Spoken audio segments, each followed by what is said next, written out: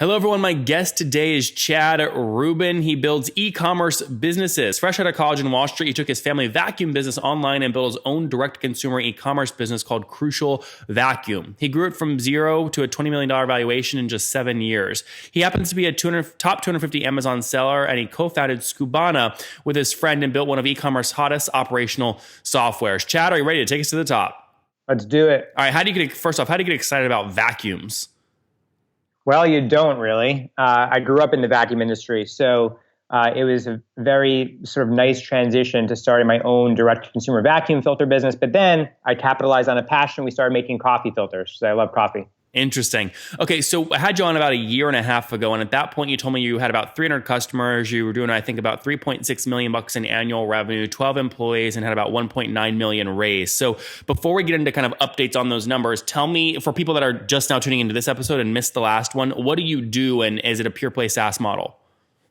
So Skubana is a pure play SaaS model. We're 1-year commitments, billed monthly for our clients, really focusing on advanced sellers, and we're an operational platform. So the point when someone checks out on Shopify or Amazon, all the way to the point of delivery, we do everything in between to make that happen. So orders, inventory, algorithmic purchase orders, and analytics all in one platform instead of using fragmented softwares. What's an algorithmic purchase order? So imagine in the old days, or even today, right now, people go through all these reports. How many do they need to order? When do they need to order it? With what vendor? At what cost? What's the minimum based on the lead time? Using technology to automate that process. So now you're just approving purchase orders. So we have a system that takes all the velocity from all the different channels you sell on and will literally automatically place a purchase order for you, awaiting your approval with a bow on top. So it's replacing human labor and doing it much quicker than what a human can do. That's really the benefit of technology. Okay, and so most of your customers then are what, e-commerce brands? Yeah, retailers and direct-to-consumer brands. And what are you at today in terms of total customers? We're approaching quadruple digits. Since we last spoke, our company has grown probably 4x on our employees. 3x maybe. What are we, 27 employees right now? Okay. So we've experienced a tremendous amount of growth, and we just came and hired quick enough. Yeah, that's a good thing. So yeah, you're at 13 employees last time we spoke. You're up at 27 now. Where does most of the hiring come from? Are salespeople, engineers, marketers? It's account managers to support our customers along with engineering. Okay. And have you done anything like introduce additional products to increase the average price each customer is paying you? Or people are still paying you what I think you told me about $1,000 a month is the average? Yeah, it's grown significantly from there. We just started swimming a lot more upstream. The product has matured. We fortified the platform. We're adding features, but now we're focusing more on large features that have a large impact. Okay, so what would you say the average is at now? Are we talking like $5,000 a month, $10,000 a month, $100,000 a month? It's increased significantly since 1,000 was our sort of old min. Now our min is $1,400. Okay. To start, just to get in the door, and it goes all the way up. From there. I imagine you have huge power users, and then you have a long tail of kind of more SMB e-commerce brands. But is it fair to say a fair average is around your minimum $1,500, something like that? Yeah, I think that's a fair average. Okay, but again, it's broad spectrum. Yeah, why'd you decide to? Are you generally, when you're thinking about with your engineering team new product, are you generally saying, will this product serve our enterprise cohort, or will this product serve our SMB cohort? So we just came away from SaaStr, and we decided to change a lot of our feature request model. Because think about it, we have all these features coming in from sales, from account managers, from current clients, from potential clients. So we're prioritizing features of what's going to actually service a massive problem for our current clients and future clients that everyone can use, right? So it has to be feasible, desirable, and viable. Mm-hmm. So yeah, that's what we're judging based on. And now we're just focusing on big features. So yeah, when we are adding features, we think about, okay, is this going to make us a lot of money? Yep. Well, hey, that's a good thing. I'm a capitalist too, so I appreciate it. Now, you said you grew about 4x. You told me last time you were doing about $3.5 million in AR. Are you guys doing 12, 15 now? So I think even last time we spoke, we don't publicly disclose it, but we've grown, as you can see. If you think about our employee ramp up, the same way our revs have ramped up as well. Okay, so you've doubled employee base. I can generally back in and say, okay, maybe you've about doubled in size. Yep. Okay, and just to be clear, all the new clients. Yeah, those numbers, by the way, all I'm doing is just obviously, and you know this, I'm just taking the customer count times the ARPU. So if you said, I think you said it in a weird way, but you said quadruple digits, so north of 1,000 customers multiplied by that minimum of 1,500. You guys have to be doing at least 1.5 million per month if those numbers are accurate. Your arithmetic is close. Have you bootstrapped, or did you raise an additional capital? So we've literally been using the capital that we have, and we're actually less about taking money. We're more about making money. Got it. So you had you haven't raised any more than the 1.9 you last raised. Nope. And only 880,000 of that was actually, and you can see it's on Crunchbase, was actual like investors outside of myself. Okay, got it. So was it part of that debt as well, or no? That was all just your money plus. So you put in $1 million, investors put in 900, or was part of the $1 million venture debt? No, $1 million is my contribution, not part of the cap table. And then 880 is Brian Lee from Shoedazzle, Honest Company, LegalZoom, James Thompson, who one of the early employees of Amazon, who's founder of the Prosper Show. So we've had, and of course, friends and family. Yep. That makes good sense. Talk to me about growth. That was about a year and a half ago. I think we last spoke. But over the past 12 months, are you generally doubling year over year, quadrupling year over year? What are you aiming for?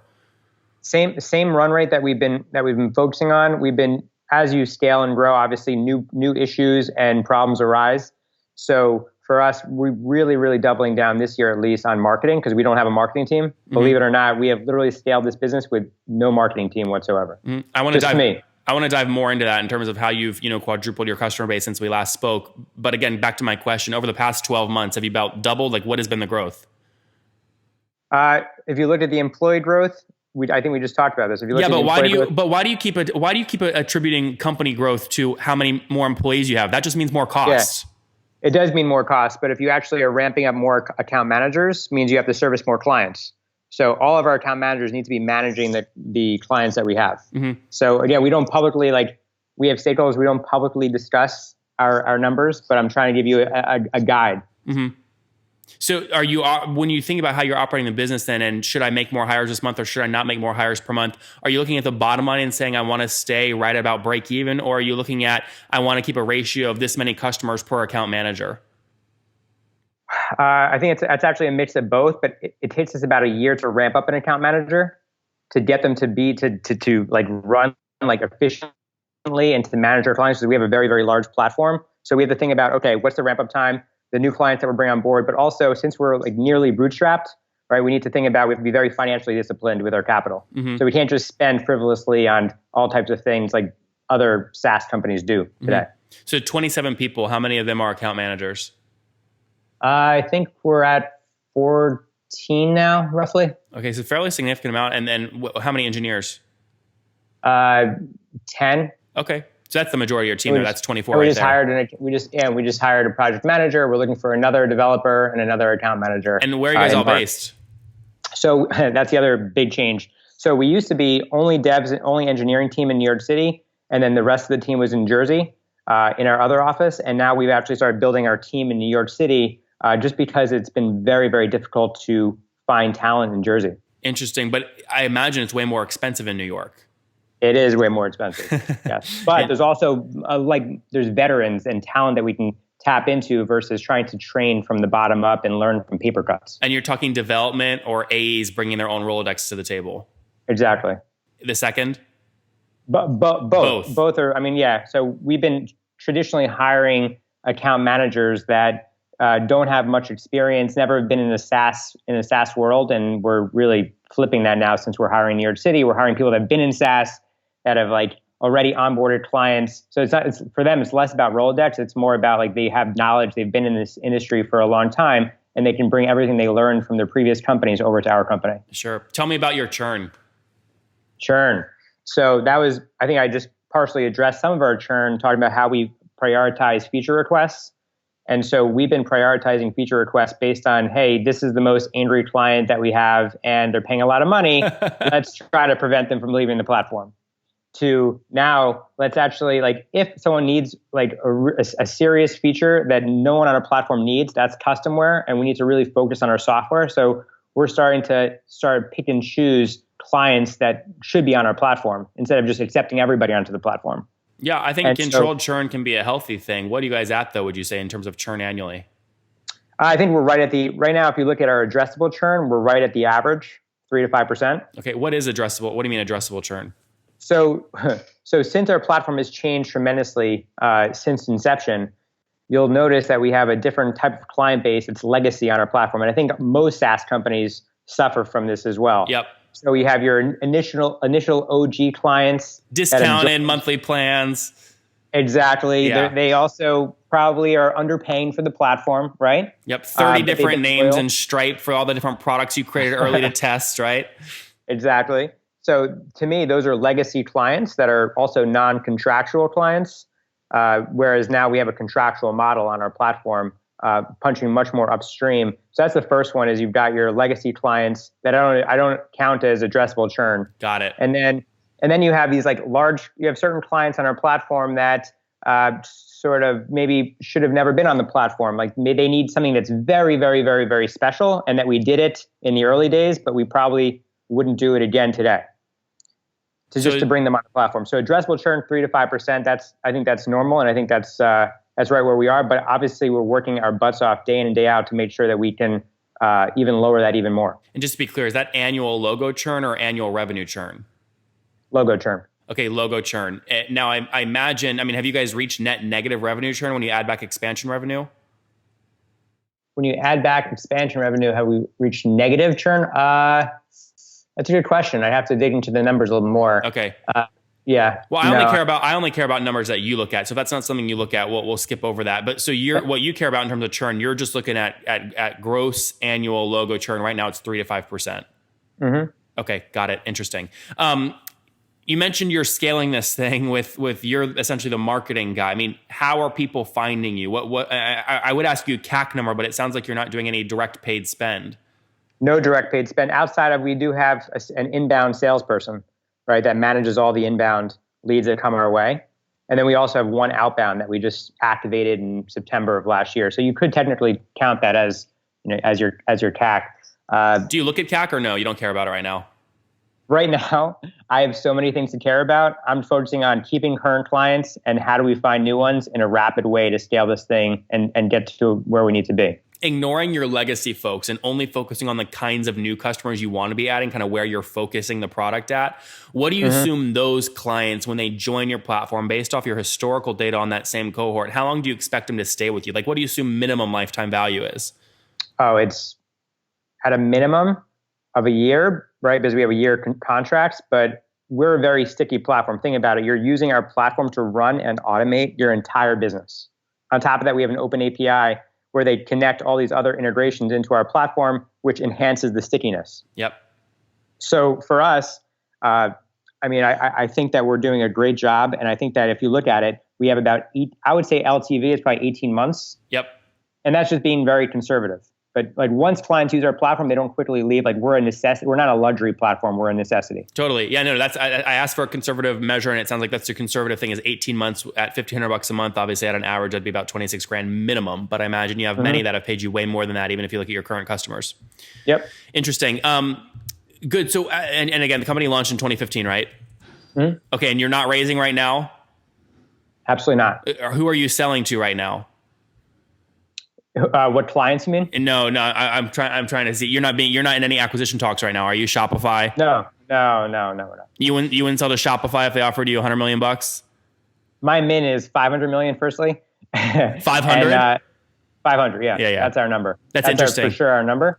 But yeah, I think we're still early. We're still, believe it or not, we are extremely still early stage, and we're barely scratching the surface, which is why I'm like looking to see how do we ramp up our inbound marketing efforts? How do we ramp up our outbound? Because I think we're, again, just scratching the surface of e-commerce. All right, Chad, let's wrap up here with the famous 5. Number 1, what's the last business book you read? Last business book that I read, Expert Secrets, Russell Brunson. That's a good one. Number 2, is there a CEO you're following or studying right now? I really like the founder of Basecamp. Yep, Jason Fried. Jason Fried. Yeah. Number 3, what's your favorite online tool for building Skubana? Online tool for building Skubana. In terms of what? Building what? Like what you use on a daily basis to just build and grow the company. Are there tools you use? Tools that we use HubSpot. Okay. We use Jira. We use Slack. We use Trello for a lot of our blogging and content calendar. So I'm in that frequently. But yeah, we're using the traditional tools I think most companies are using. We're using Intercom, which actually we're looking to deploy even further after talking to them at Zaster. That's great. Number 4, how many hours of sleep are you getting every night? I'm actually a good sleeper. 8 hours. That's good. Depending on the day. And what's your situation, man? You married, single, you have kids?